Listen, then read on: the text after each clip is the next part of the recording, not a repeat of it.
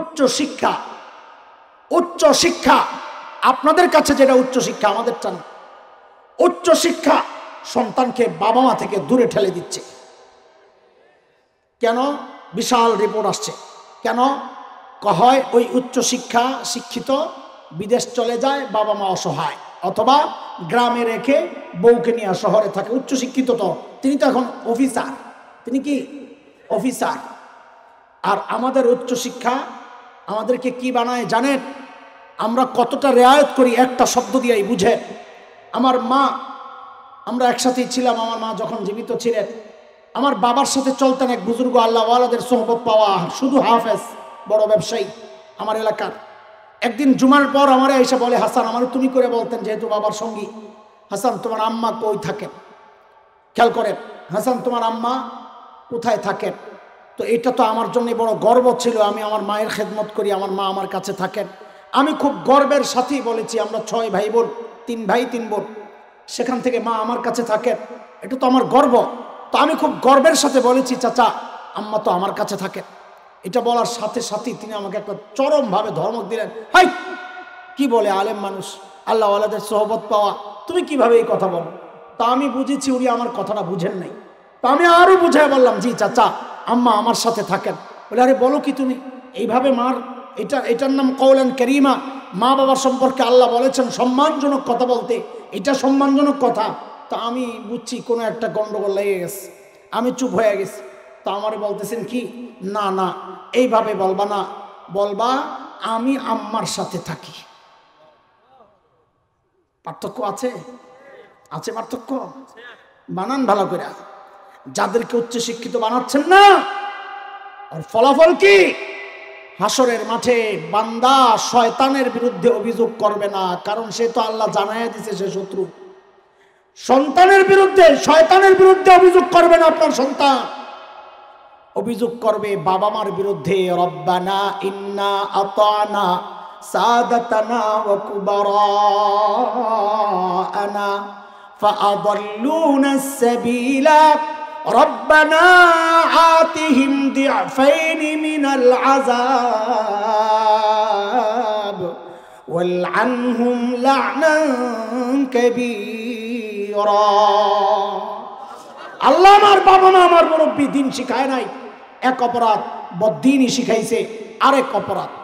খাওয়ানো দায়িত্ব ছিল, খাওয়ায় নাই, বিষ খাওয়াইছে, 2 অপরাধ। দিন শিখানো দায়িত্ব ছিল, শিখায় নাই, এক অপরাধ। বদ্দিনই শিখাইছে আরেক অপরাধ। 2 অপরাধের কারণে বাবা মার বিরুদ্ধে আপনার কাছে আমার নালিশ, ডবল শাস্তি দেন। বলেছি ধরলাম কি ছাড়লাম কি, একটা উদাহরণ দিব, শোনেন। এই উদাহরণ দিয়ে শেষ করছি।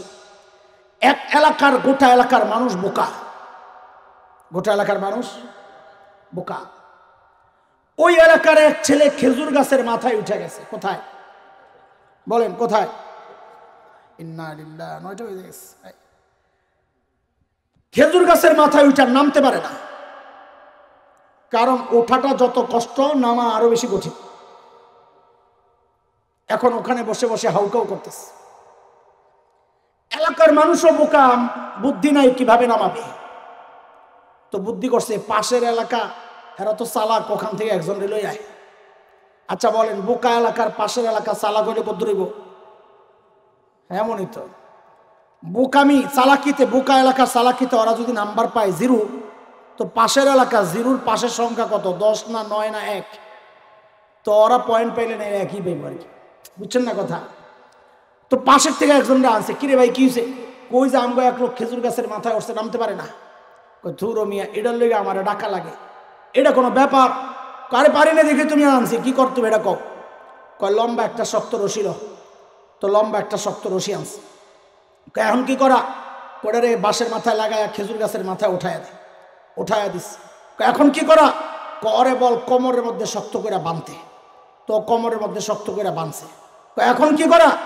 আমি যখন হ্যাঁ বলবো সবাই একসাথে টান দিবা। তো হ্যাঁ কইছে, সবাই দিছে একসাথে টান। বেড়ায় তো কাটা গোড়া ঢুইকা ধাম করে নিচে পইরা জায়গায় মারা গেছে। এখন তো সবাই কারে কামড়া করলা খাই, আমগো লোক তো মারা গেছে, মরে তো গেছে, আমিও দেখতেছি মানে এভাবে কোন পদ্ধতিতে নামাইলা? এটা কি করলা? কাম কি জানি মরে যাব? তো না জানলে এমনি জানলে করলা কেন? আমার দোষ কি? আমি তো কয়দিন আগে আমার এলাকায় এইভাবে একজনকে বাঁচাইছি। কারে বাঁচাইছস? আমার এলাকায় একজনে কুয়ায় পড়ে গেছিল। কোন জায়গায়? কুয়া চিনেন না? কুয়ায় পড়ে গেছিল। তো সবাই ওরে রশি পাঠাইছি, ও কোমরে শক্ত করে বাঁধছে, আমরা তো হ্যাঁ করে টাইম না সবাই মিলে উঠাই লেছি। আচ্ছা, হযরত মুফতি তকি ওসমানীর উদাহরণ এটা, খেয়াল করেন, হাসির জিনিস না। এ দোস্ত, ওই যে কুয়ায় পড়া ব্যক্তির বাঁচার যে রাস্তা আর খেজুর গাছের উপরে থাকা ব্যক্তির বাঁচার রাস্তা কি এক? যে এক মনে কইরা প্রয়োগ করছে, ব্যবহার করছে এক রাস্তা, সে গর্ব করার কথা এখন না আফসোস করার কথা? আফসোস করবো কি? এত ময়রা বুথ ময়রেই গেছে। কারণ কি? সে ভুল করছে, তার বাঁচার রাস্তা এটা না। হযরত মুফতি তকি ওসমানী বলেন, আরে ভাই, ওই ইহুদি নাসারা আল্লাহ দ্রোহী শক্তি, ওরা তো জাহান্নামের খাদে পড়ে রয়েছে। ওর উন্নতি অগ্রগতির রাস্তা হবে একটা, ইয়ারফাইল্লাহুল্লাযীনা আমানু মিনকুম, ইমানদারকে আল্লাহ মর্যাদাবান করেছেন। তুমি তো উপরে আছো, তোমার বাঁচার উন্নতি অগ্রগতির রাস্তা আরেকটা। তুমি যদি ওই গর্তের ব্যক্তির রাস্তা গ্রহণ করো তো এটা তোমার জন্য গর্বের কিছু না, মরণ আর বেইজ্জতির কারণ হবে। এই জন্যই কইছি যে ধরলাম কি গর্তের রাস্তা বলেন, কুয়ার রাস্তা বলেন, কিসের রাস্তা? ছাড়লাম কি উপরের রাস্তা। এমন কি আফসোস না গর্ব? আহারে, মনে আছে তো কথা, না ভুলে গেছেন? দোস্ত, মুসলমানদের উন্নতি অগ্রগতির রাস্তা একটাই। ইমাম মালিক একটা ঐতিহাসিক কথা বলে গেছেন, লা ইয়াসলুহু আখিরু হাযিহিল উম্মাহ ইল্লা বিমা সালুহা আউয়ালুহা। এই উম্মতের শেষ ভাগের সংশোধন, উন্নতি অগ্রগতির রাস্তা একটাই।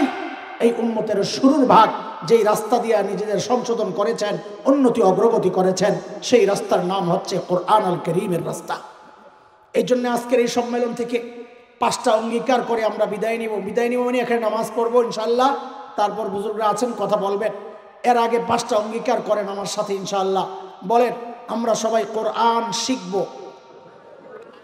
কোরআন শিখব, কোরআন পড়ব, কোরআন মানব। কয়টা হইল? আবার বলেন, কোরআন শিখব, কোরআন পড়ব, কোরআন মানব, কোরআন ওয়ালাদেরকে ভালোবাসবো। কোরআন ওয়ালা তো বুঝেন, হযরত উলামায়ে কেরাম, এদের সাথে দুশ্মনী রাখবো না, শেষ হয়ে যাব। কয়টা গেল? বলেন আবার, কোরআন শিখব, কোরআন পড়ব, কোরআন মানব, কোরআন ওয়ালাদেরকে ভালোবাসবো। 5 নাম্বার, কোরআনী প্রতিষ্ঠানের পাশে দাঁড়াবো ইনশাআল্লাহ। দাঁড়াবো না ইনশাআল্লাহ?